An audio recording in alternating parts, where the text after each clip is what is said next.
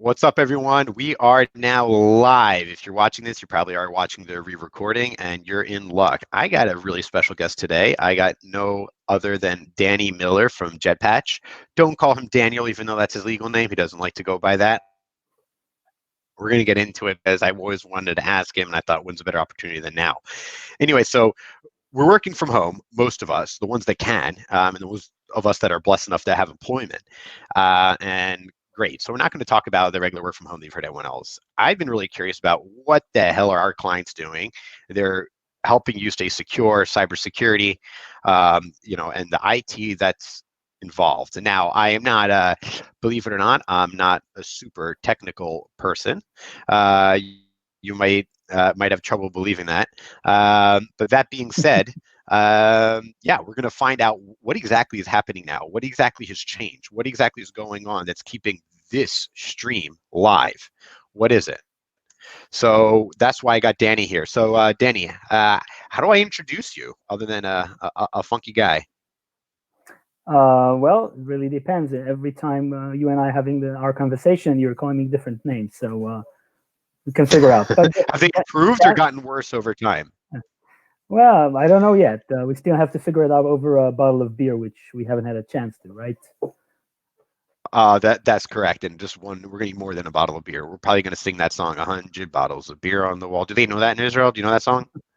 Or is that just something I No, grew up? didn't So grow when I up in a wanted bad. to drive my dad, I remember when I was a kid, I wanted to drive my dad crazy. We would sing 100. So the song went like this. I'm sorry, everyone. $100, 100 bottles of beer on the wall. 100 bottles of beer. Take one down, pass it around. 99 bottles of beer on the wall, and you continue to go down to zero. And so whenever we drove somewhere, when they'd say stop asking when we're going to be there, my brother and I, we would just sing that song, and I think it drove my father absolutely insane. But I think he preferred that than having to answer us when we're going to be there. When we're going to be there. Anyway, so beer another time. That I'm looking forward to. Actually, I'll probably be doing a live about beer and tech in the next few weeks. I'm trying to get that organized. So stay I'm tuned sure for that. you're gonna have a large audience for beer and tech. That's for sure. Yeah, and we're gonna do giveaways. We're gonna do their giveaways. The companies can like help sponsor and do like giveaways and deals, and I think they want to do a trivia on like beer and technology questions, which I think will be fun. Which like me and a couple of people on our team are gonna do. We're just drink beer and answer questions we don't know the answer to. We'll probably encourage people to bring their own beer. Anyway, that's not why we're here, and that's not what we're talking. That's something that's gonna be happening in the future. So, Danny, first off, let's just talk some things in the news. All right, Zoom. Right, so Zoom is being bombarded with Zoom bombing. First off, what is Zoom bombing? And second is, I mean, is Zoom really secure? What's up? What do you think? Well, I actually heard it from my kids who are constantly spending time in front of their computers, and luckily they weren't bombarded or but they definitely had friends who've been in online session where there were some I would say uncomfortable incidents where people showing up and trying to and showing some pretty horrendous stuff. So definitely this is something that's happening more and more. And as we see in the industry, people are starting to shy away from Zoom. Wait, And what horrendous stuff? What horrendous stuff? Wait, well, you just went over something that's interesting. You said yeah, horrendous stuff. What do you mean?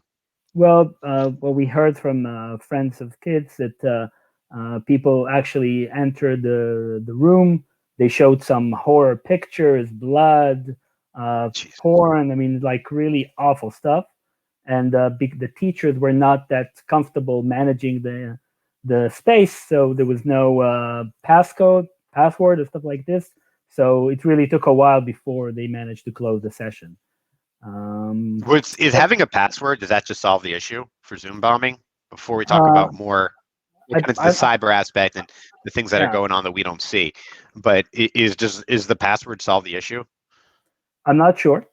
I'm not sure. I think the problem. I mean, password is definitely one step to help that to alleviate that. But I think on the overall, there's certain vulnerability issues with the platform itself that needed to be fixed. And I think this is what Mhm. Zoom has been probably focusing their efforts these days to make sure that people are not going to now, after the spike in usage, now go back and look for other platform. But I mean, we already heard that Facebook is now coming up with their own platform, and we are now using Hangouts. Uh-oh. So again, so it's a free market, and Yeah, well, people react. You know.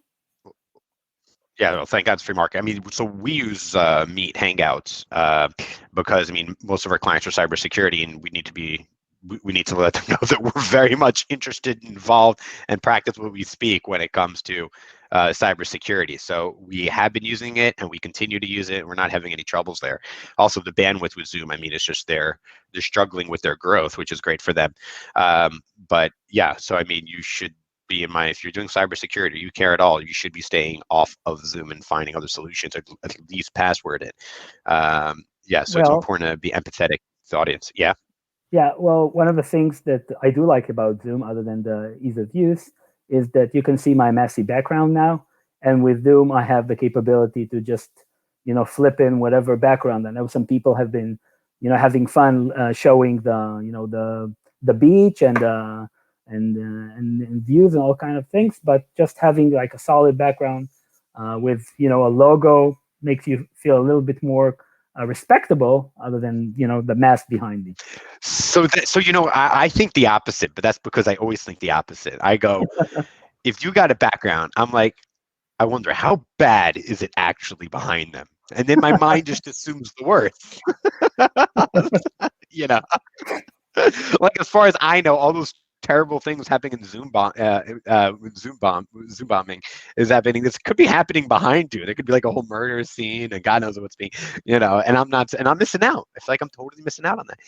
But yes, I mean, I actually assume the worst. I'd rather see kind of a work environment. Oh, by the way, just to tell people this, because I found this to be interesting, we were discussing with our Avner, head of SEO, about how we're expanding our SEO team. We're talking about like getting people to work remotely, like within Israel, but remotely. But like one of the things that we're considering is like that they must have is a dedicated room. Is that a lot of people that we were willing to, and they had the talent, everything was great, they didn't have a dedicated room to work from home, like just their office where kids can't come in. No one else comes. It's not like a room used during the day while your kid's at school, and. So for those working from home, it's important that you kind of make yourself your space. And I also think, in general, I think it's probably good for marriage and all that. That you should have your own space at home, like your own little corner, at least, or something where you can get a little bit of sanity. This is like my space. Uh, Anyway, just thoughts. Okay. So, oh, by the way, if anyone has any comments or questions, put them below, and we'll address everything. I promise that. All right. So, explain to me what's right now. We're streaming live. We're using StreamYard as a third party, and now it's streaming it through LinkedIn and Facebook. We're trying to get to where we need to do YouTube. So, like, tell us what the hell is this? What is IT infrastructure, and how is this supporting this call, this conversation? Okay, so I mean, you started a call by saying you're not a technical person. So sounds like to me right now you have a lot of things running in the background. So apparently technical. Now I'm not necessarily the top person on I IT just got called out, infrastructure. man. I'm sorry. I got it. Someone called me. I got to call him back. Yotam says, Danny, your hair is cut. How come? And Yotam wants me to remove the hat to see the hair. Should I? well, it's almost like using this Zoom background. If you're gonna move your hat, I mean, people You, might you, react a you know what? second. You're right. I'm being inconsistent. You're calling me out. No, This is wait. actually so. Danny, I got. Yeah. Tell your Everyone, close town your eyes. to wait until the end of the session, so they have something Oh, to there wait you for. go. Well, there you go, man. I feel like you have a lot of experience with stripping. Anyway, you were saying. So talking about IT infrastructure, I mean, um, JetPatch is all about supporting the IT infrastructure, right? So I'm not going to be the expert now talking about how it's great to have the cloud, the on-prem, and what you need to do in order to make it work. I can tell you how we try to bring some value to large organizations, small, medium organizations who are trying to keep everything you just described intact, whether it's being streaming or any other activity that require RT infrastructure. And what we see today more than ever is that because everyone's working from home, whether they have this little haven that you described, a room secluded, quiet, no kids, no wife, etc., which doesn't Even happen a for. shotgun. I think you should have a shotgun on the inside of your door too. The Yeah, packaging. probably doesn't work. You need maybe a fingerprint, to enter The the room. fingerprint scanner in case someone Yeah, comes in your office. but most of us live in the real world, and we have to adjust with what we have. And this is the reality of many organizations. They need to adjust with what they have, and what they have is they have same number of people or less, unfortunately, and they have most of these people who are responsible for the IT infrastructure. They're now working from home, and they still need to maintain all those activities, up and coming, That's crazy. moving, and it's definitely not easy. And that's why one of the things we see as one of the hot trends in IT, and also heard from Gartner and others, that they all talk about, hey, IT automation, it's not a joke anymore. We got to put all the eggs in that basket and make sure there's so much more that we can do with automation versus just a lot of manual work, because reality, we just don't have time for that. We need things to happen more streamlined, more effectively, faster. And this is what we at JetPatch are trying to do. We're actually trying to make sure that this infrastructure is going to be remediated, it's going to be safe, it's going to be secure. And we try to do it with giving people the option to run all those automation behind the scene and make sure that they can focus on the day-to-day tasks that really requires their attention, while everything related to patch management, vulnerability remediation is really going to happen almost hands-free in the background, with orchestrated and focused on making sure that the organization is safe. So the IT infrastructure is kept intact even during times like this. Does it make sense? All right. So yeah, man. Denny's awesome. This interview is going to be lit. People think Yotam's funny, which is legit. He is funny. Uh, Jenny, question we have here in the comments, and from Gutman Gutaman. Any specific your client experiences at the moment? Maybe something that we can then like other people can learn too. I also want you to get into the specifics before we talk about like the fact that they are IT, like the support that they're working from home and those challenges. Just like if they weren't working from home, like going on behind the scene to making sure we're secure. But first answer regarding how are your clients dealing with it. So I didn't hear the last sentence. I don't know if it's my connection or your connection. How are your clients? How are your clients? Probably mine. Okay. How are your clients dealing with it? So What challenges are they having? right. So again, when we speak to our clients, we clearly see that they are now struggling to do more with less. Most of those organizations had to let some people go, and they had to put some people on an unpaid leave. So they have less people who are part of the day-to-day operation, and as a result, we see higher level of usage in our platform. We actually see them diving more and more into building automated workflow so they can address multiple environment, multiple operating system, multiple applications. So we actually see an increase in the usage of our platform.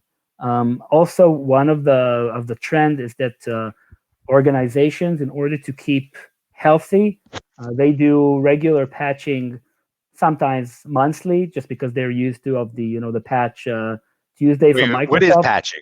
Let's Yeah. slow it down. Let's slow it down. Okay. Let's Okay, let's slow slow it it down. down. Because I Excellent. think everyone, if you're curious, I mean, my audience, they're curious people, and I'm extremely curious by nature. So what do you mean patching? I mean, remember, you're not. Look, you might be the nerd with the Star Wars shirt, but most people aren't, and they don't know what you're talking about, right? They don't know what Um, Star Wars. what patching is? What's patching? Okay. So Star Wars Dude, you're actually. just gonna take that insult lying down. You're usually good at spitting it back. So Go so uh, so Star Wars is not really related to patching, not today at least. ahead. But I can share with you what patching is all about. And at the end of the Yeah. day, it's the bugging message that you're getting on your workstation saying you need to restart to have all those security or bug fix updates. Now we are in the doing the same thing. We just go delay or postpone or choose Right. another time, which is, at some point in time, your IT administrator is just going to say, well, no more waiting. It's actually going to install it now. Things get much more complicated when you're talking about the servers of the real Right. IT infrastructure world, not about the personal user. And this is where things get messy and also very heated, because if I'm an application owner and I'm responsible for an application which brings a lot of revenue to the organization, and now IT is coming to me and say, hey, there's a security patch, you have to install it, and I say, yes, but what's going to happen after you're going to reinstall and reboot? Will this application is going to come up? What's going to happen to the organization? What would be the impact? So it sounds like, yeah, no problem. We're just going to apply a few software packages and reboot the system. It's not that simple. And when you have large organizations, when they have Windows and Linux and even some legacy operating system, maybe like Solaris, and they have on-prem and they have cloud and they have private cloud, and everything starts to be pretty funky. Okay, and when you need to deploy different patches, and we're talking about tens of thousands of patches every week, and you need to deploy to thousands of endpoints, the picture gets really dicey. So this is the challenge, and this is why the IT automation trend is really the right thing at the right time, because Uh-huh. in order to orchestrate that kind of operation, you just need to change what we're doing right now. And as I said, try to do all that mix with having less people and working from home with less access to some of the environments. Does it make sense now? Right. It makes Okay. it all the more difficult. So yeah, so people are even more vulnerable, right? So I mean, what okay, so except for those perverts that are doing Zoom bombs, put those aside for a minute. What do hackers actually look for when they want to, like, what are they trying to get? Like, what's their goal, right? I mean, like the IT infrastructure protection that you do for your clients. And Golan Peretz, other than laughing at your shirt, um, wanted to Why? know Because what do you do it's not the specifically to latest. adjust and adapt. I think you addressed that. Okay. Say it again. No, I thought maybe he's laughing because I'm not wearing the latest shirt of Star Wars. It's a I don't think few. he can out nerd you. Okay. What happened? It's a tough economy. I get it. Disney could use your dollars.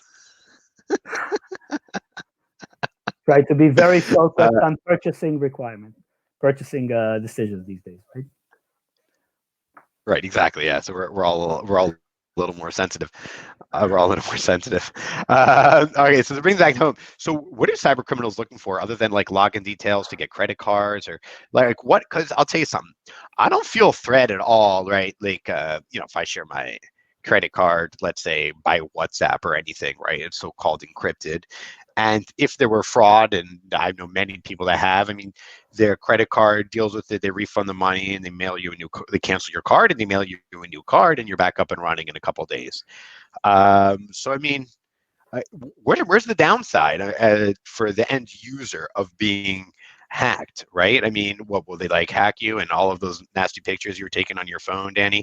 Are they going to blackmail you with it? Is that what's being done? Like, what's really happening? Because you don't actually hear anything about it. It's because if you're a victim, you don't want to share it because I'm seeing. Right. So I think the problem is bigger than just your specific credit card number, which I'll be happy to get. It's just because organizations are having. I mean, and I know my fellow marketeers are also on that call, and they're all fighting the same problem, all each one from a different angle. But at the end of the day, hackers are not looking at one or two. They're looking for masses. They're looking to penetrate large organization where they can take a lot of credit card information. They can take healthcare records, which actually these days in the dark web actually worth more than a credit card information. So there's a How much is lot. it worth? How I much don't is it know worth? I don't know the latest, but I think a couple dozen dollars, like 20, 30, probably. Then credit card, I think it's even less today. I'm sure there are people here on the session that have I'm kind of more accurate I'm information. kind of disappointed. I would hope we were worth more, to be honest Your with you. credit card specifically may be worth some more Oh, I because mean, of your I'll experience. let them hack my student loans. Maybe they'll get confused and make a payment. No, maybe they can wipe it off. There you go. Now that's a conversation you and I will have privately. You can connect me to your network. If you can help, let me know. I'll start a GoFundMe page. Jesus. Yeah. You wait. No, So what are they looking for? So they go after the big companies. They get this data. So let's say there was a breach. I don't even remember what I read. Someone was recently hacked, 100,000 or a million users. I don't there, remember. I read it this. I read it this morning. I'm trying to avoid the news, yeah, it's actually to good. my detriment. Well, News oh, is it's great. Except for yesterday was Independence Day, so there's supposedly there was a lockdown. You're like, we're not allowed to leave your house or something. I didn't know this. so. Where did you go? So I like you just pick up some meat for a barbecue, but it was closed. And I asked him what's happened, but like, yeah, just closed. I was like, I guess it's the downside of not checking the news is that I didn't know like they put a closure because they know people are going to want to party. I have no idea, but I'm not Well, checking the news for that. I'm Uh, sure I'm sure it didn't Mr. stop you Parrish from says you guys partying. have an interesting conversation. Yes, I would agree. That's the point. Say So it again. so I'm sure this didn't stop you from partying anyway, even without. No, I just went into the freezer and I had to do fast defrost and all that. It didn't stop me. And like I was telling you before, we went to this. I drank a lot of alcohol, but I didn't get that drunk. It was kind of disappointing. I was like waiting. I had a whole bottle of wine from Jezreel Valley, and I had some scotch and whiskey, and it just didn't do the job. So I'll try again tonight. Okay, Anyway, let me circle back. so let's say Target was hacked. Yeah, let me circle back to Yeah, what you okay, asked sure. before. Circle back. They steal credit card information. How do they sell it on the dark web? And then what? Then like what happens exactly? Were Well, they stealing your login information and they assume the user and password is the same login to something else? Can you walk me through it a little more? no, I actually want to talk about something else, just because I can. And Oh, okay. So there's a different kind of cyber hijacking. no, what I want to talk about is the fact that why they were able to penetrate to begin with. Okay, so I mean, whatever they do That's a good with the point, data, right? whatever they do with the data, again, there are different places, different people, different prices. It's all that. But my question is much more basic. So we have all those big companies have their platforms, have their patching solution in place. And at the end of the day, what happened is you just read in the news about a breach, and I can show you dozen more stories Daily. about major breaches that took place, even though these companies are investing, I would say millions of dollars in their security posture, right? So the question is, how does it happen? And this is really the starting point of the JetPatch story, because the way we look at this, it's just showing us that what's happening right now is not good enough. Not because the product are not good enough, it's because the whole approach to remediating and handling all those sensitive vulnerabilities in the organization are just not addressed appropriately. And that's why talking about the IT automation is that we got to take a different approach, really a different approach, think differently in order to address that space, because that space has been addressed. There are plenty of great vendors that can do patching, patchwork, but at the end of the day, it's just not enough. And the main reason is because there is so much more to it than just the patch itself. And maybe just an interesting statistics from the industry, around 70% of all the breaches that took place, they actually were breaches that took place when the vulnerability already had a patch in place, which was never applied. And you come to think of it, it's like crazy. Like, I have a solution. I can just stop it right now. Why would I be exposed? And still, it's not happening. And the question is, why is it not happening? Right. This is why I'm going more basic. I'm saying it's not happening because something is broken. And it's not about taking a patch and an endpoint and marry them together. It's about a process. And this process is way more complex than just plugging a software package on an endpoint. And we are addressing that process because we believe that this is the main issue, the process, not a one step. And process, what's better way than dealing with a process than using automation? Got it. Is the process right? Got it. Is the process more like a service or a product in a sense? Like when people like, and maybe because well, I think because we're service providers, right? As marketers, we have our process to how we do LinkedIn ads and SEO that we know works, and then we adapt and apply it. Uh, what are your? How does that? Like, I don't. What is? Can you tell us a little about this process in like one, Sure, two sentences, and then I want sure. to go back into what I'm curious about is what do they actually do with the data that they steal during these large breaches that you're preventing? Okay. So maybe a few words about the process.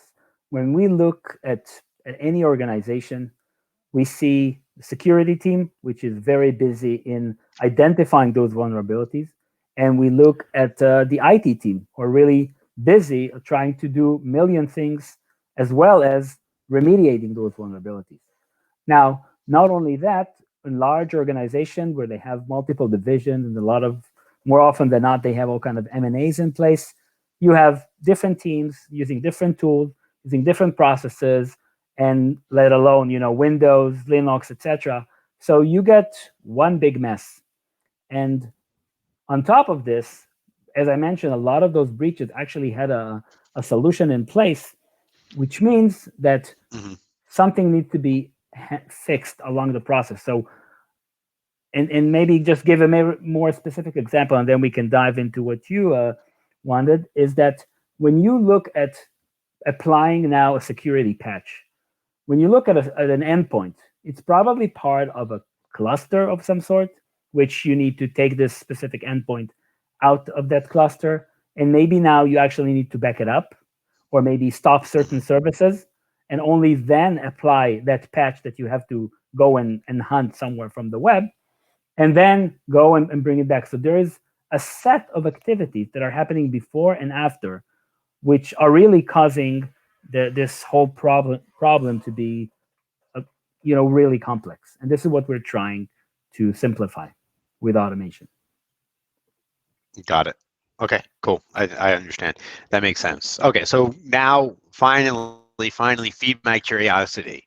They're stealing your credit card details. They got your login information. What else do they have when they breach Target or one of these big companies or something? What other information do they grab other than your name, your email, your credit card detail, your login information? What else are they usually stealing? Right. I mean, social insurance information, numbers, as I said, healthcare I mean, social records, security number, social security number, healthcare sorry. records. What do they do with healthcare records? Well, if I knew something very personal about your latest surgery, the one that you're not taking your hat off because of that. I mean, maybe this would, they would explain how much this information actually costs. All right, fine. You called me out, by the way, and you should also get hair implants if that's what you're talking about, Danny. You can use it. I Here's know, the I mess. know.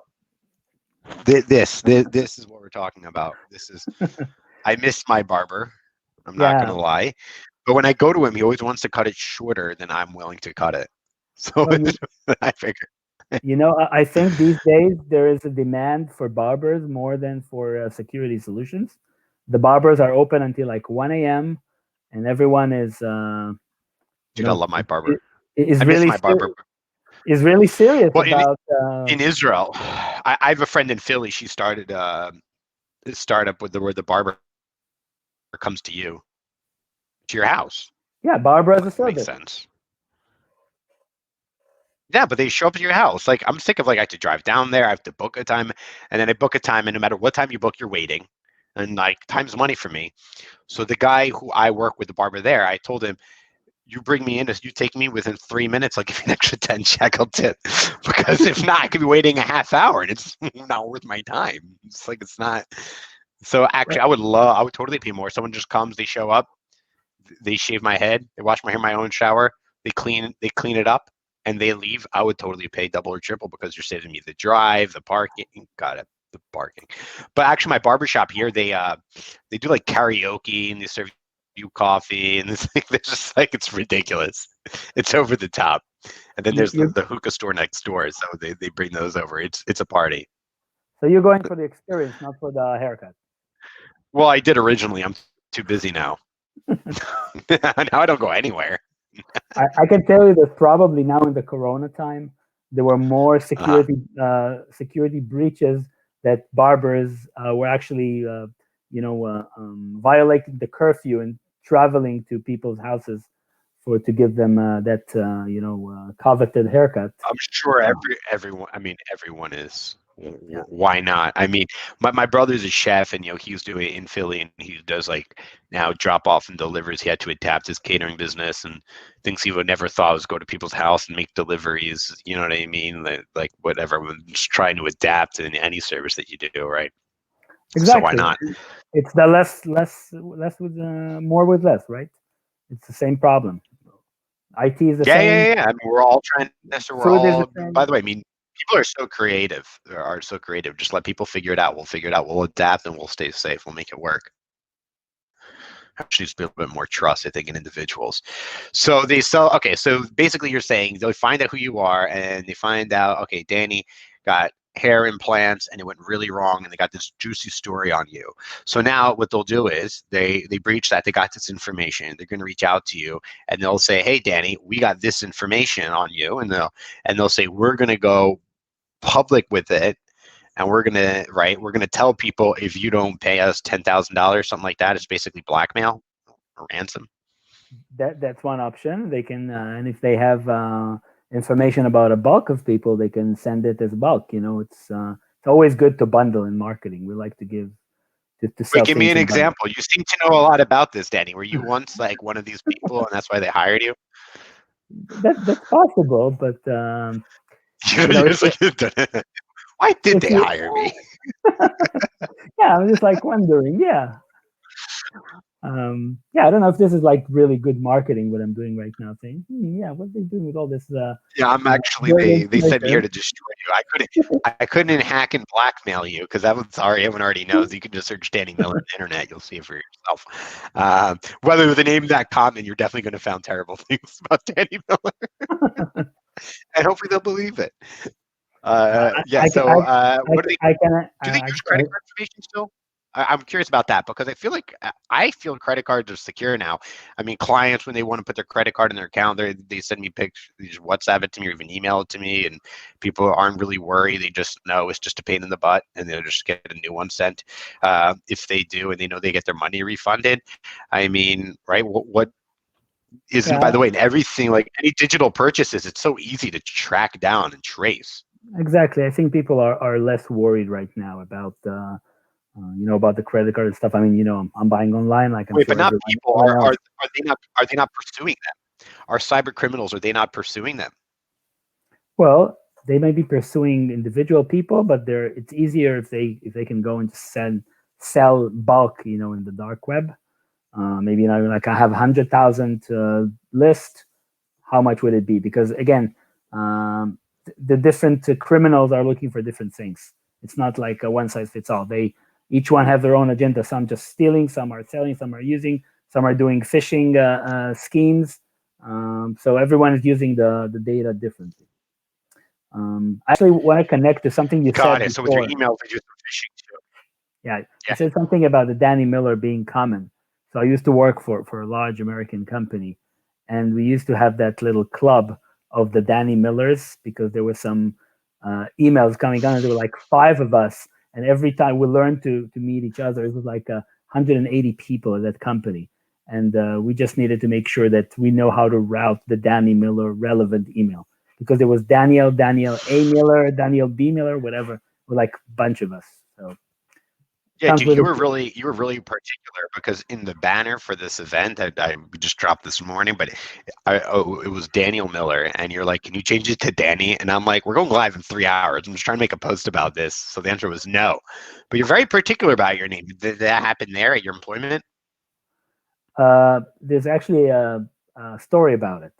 I'm not sure, like exposing myself now live, but my real name, You're already exposed. I am Your exposed. oh, your real name. Okay, wait, hold on. Wait, guys, we have an exclusive. My first LinkedIn Live exclusive. Whew, Well, okay, Brown. everyone. I meant breaking news. Sorry. Breaking exclusively here. Yeah, what's up? What's your So real name, Danny? my real name is Danny. And then at some point in time, it was about 15 years ago, I worked for another large American company. And I guess the HR people did not like the name. And they decided that Danny's not a good enough name and it's got to be Daniel. And it was in all my paperwork. And since then, I just decided, okay, I'm going to have a work persona and a personal life persona. So I've been using Daniel Miller ever since on, work related, but all my friends, they know me as Danny. Call you Danny. Yeah, so right, my legal name in America is Joel, but I've never, since I was a kid, I was only called Yoel. My doctor called me Yoel. Even my prescriptions had Yoel. Like when everything, whatever was Yoel, Yoel, Yoel. But then when I went to public school in 11th grade and they called me and they saw like, and everyone had weird names. I was in a very ethnic city, and they're like, "What do you want to be called?" Because a lot of things, one, they couldn't read the names often, or they knew people might go by nicknames. So I said Joel, Israel, or they said Joel, and they would call me Yoel. They couldn't say Yoel, so they were very happy to botch it. So I said, "Whatever, just do Joel. I'm just passing through. I don't know why I'm in this public school. It's I just a think name. this is an accident." I mean, it's just a name. I wasn't trying to make any connection there. I still hung out with my friends from the other school anyway. Okay, so people interested, people are reselling it. Some people, I guess, will try to use your credit card. Will they try to use your login for like other things that are important too, like your banking details and things like that? Uh, I suppose so. I'm actually not the biggest expert on user privacy. So Huh. maybe, Wait, why maybe are we you can. on? Oh yeah, I don't know. I'm Maybe just kidding. I did. we can bring somebody I from the think it's. audience. I think we're just, we're gonna have like a private conversation about LinkedIn, and then we're like, fuck it, let's do this.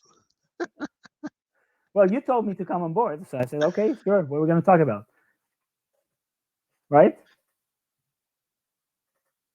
Yeah, let's do it. I didn't go live yet this week. I'm trying to go weekly. Uh, you By the should. way, if anyone's watching and you've seen any of my other lives, I usually using my phone. I'm like streaming it through my phone, and my phone's in a tripod, and it's different angled. What do you think? Is it better like this, or a little better further away with the full desk? If anyone has any feedback, please let us know. Um, Okay, cool. Okay, so the last couple questions.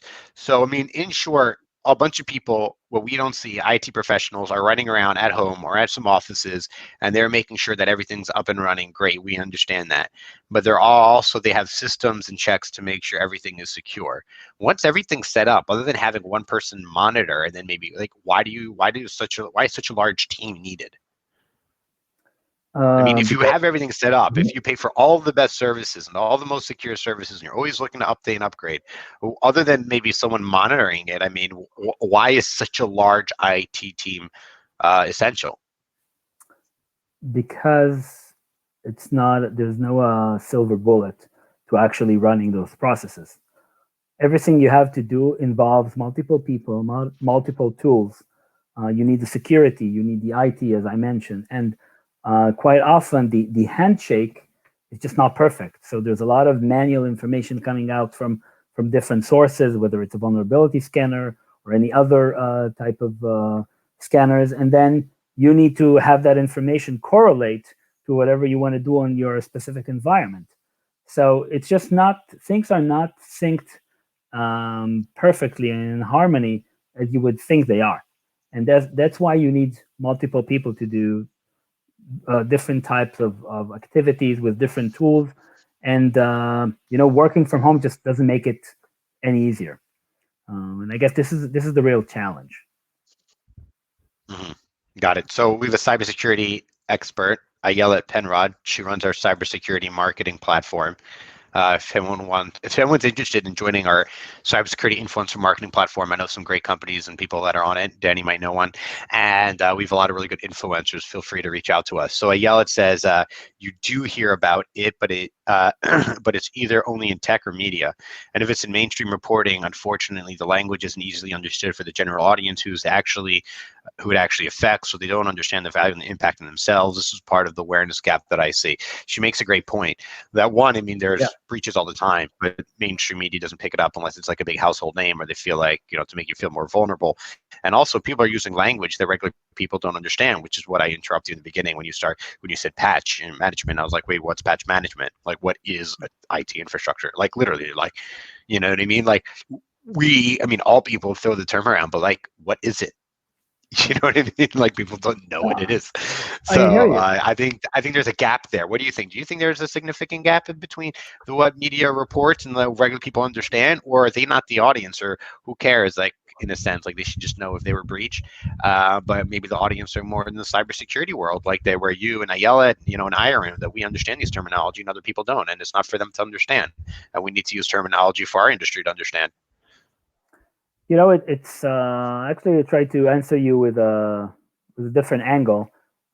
We know that there's all those type of breaches, people trying to do ransomware, and ransomware it used to be very popular. A couple of years ago. It's still there, maybe under the radar, but there are still companies that are suffering from ransomware, which is really somebody sending an email or phishing email. Somebody clicks on the wrong link, anyone from the organization, and then they lock their computer, and now they want money for to decipher that whatever code they put on the machine. Sometimes it's they're able to penetrate to an important server. Sometimes it's just a personal user data. Usually they're looking for the golden nuggets. But Right. Okay. when you look at the industry, we know for sure, for certain, it's happening way more than people are reporting it, right? Because some companies That are goes are, for are everything. Yeah, everything yeah, that's negative. People trying to hide it. There's a huge VPN exactly. company that hid it for a year. That right. I'm not going to say who it is. So we have some cybersecurity experts watching because they just said, yo, well, you shouldn't have shared that you have exchanged credit card information or people send you credit card information via WhatsApp. Is that an actual problem? Can they hack me, or is using Google, Facebook that owns WhatsApp is got it? I mean, I they think can't target me, right? Like, let's target Yoel's WhatsApp. You'd have to penetrate WhatsApp altogether, right? And which is, I mean, they have a lot more in store than a couple credit cards that I might have, you know, given to my father from. Yes or no? I'd say no. They're probably going to take a bulk and send, to 100,000 people a Right, phishing nothing to worry email, about. and Right, it's then, not worth their time if they right to one the WhatsApp into it's not worth their time. and I So, mean, if you're on the Forbes front page, then it would make sense. But since you're talking about your student loans, I suspect you're not your immediate target. in that case, I'll take an ad on Forbes and then people to pay it out. Probably have a good ROI. This reminds me, like a while ago, like several years. There's this like personal security company. I don't remember what it was. To for against CEO to prove how much he believes in his product. They took out billboard ads with his social security number. I thought that was to show that like you can't like that's how good our technology is. I'm using it. Here's my social security number. I bet you there's nothing you can't identity theft. Sorry, to protecting the identity theft. You can't steal my identity because we do such a good job. I thought it was a great I thought it was a great way of leading by example. I thought that's great marketing. Before we finish up, anything you want to share about marketing? Since that is kind of where we both work. We both work, the marketing and cybersecurity. Anything in particular you think that you can share? Any insights or knowledge you think that you have that you can help other marketers? And Yeah, remember, your competition's listening. it's good. It's good. Competition is important. It keeps us on our Of toes, course, right? they keep you on. Exactly, yeah, they keep you on your toes. Uh, As I can say long as they're not hacking my WhatsApp. from a marketing perspective, it's been tricky the last couple of months. There's a lot of traffic and a lot of talks about COVID-19, and then people are tired of seeing any marketing related messaging about that. So this is kind of gone. So you have to talk about everything, just not mention that you're actually talking about it. And I've seen it. I see all the ads that my colleagues are sharing. It's very clever, but at the end of the day, we all dance around the same topic. That's why I think the work from home is actually an important trend. And personally, working from home hasn't been that bad. It's for marketing. All the systems are live, are on the cloud. That's not a big deal. But coming up with fighting for ads. There are some people who do my ads and they say no, it's going to be more expensive now, and I don't listen to them, and then I get less leads, and I don't know why it's happening. But I mean, we're all fighting for the same audience, and I think the last months I saw was more difficult to get attention. But what's interesting is that the world is not one big piece. There's different trends in Asia, different trends in Europe, and different trends in America.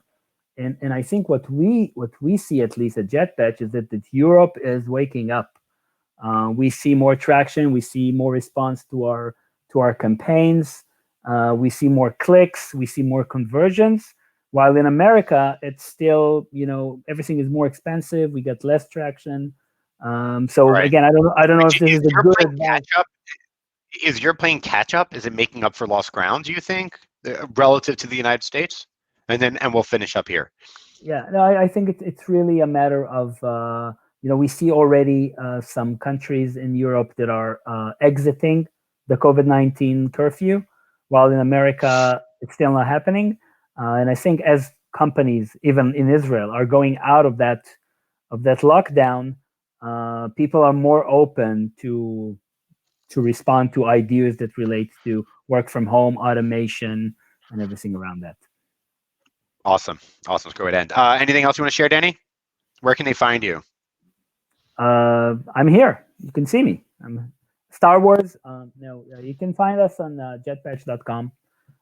Come see what we're doing. See if it works for your organization. You can find me on email, on LinkedIn. You can ask Yoel, and Sure. that's No, I'll it. connect you. You can find it on LinkedIn too. I'm going to put this hat back on. Better for everyone. There you go. Yo, Tom, you owe me. All right, everyone. This ends our broadcast. Thanks for joining us. Works a little bit about marketing and what cyber criminals are actually doing, which I think was more fascinating. Thanks for using our link